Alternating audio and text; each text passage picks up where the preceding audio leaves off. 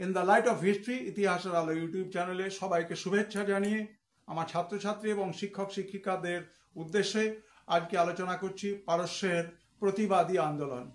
পারস্যের প্রতিবাদী আন্দোলন, এই পারস্য ছিল একসময় ব্রিটেনের উপনিবেশ এবং সেই ব্রিটেনের বিভিন্ন ধরনের শোষণের বিরুদ্ধে প্রতিবাদ হিসেবে তিনটি আন্দোলন সংগঠিত হয়েছিল।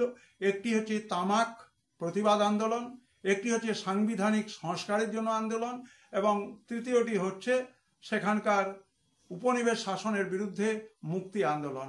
প্রথমে আলোচনা করা যাক তামাক আন্দোলন।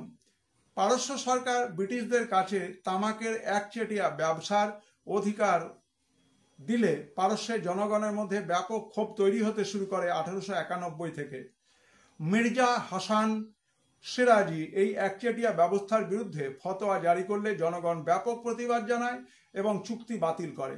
দ্বিতীয় আন্দোলনটি হচ্ছে সাংবিধানিক বিপ্লব।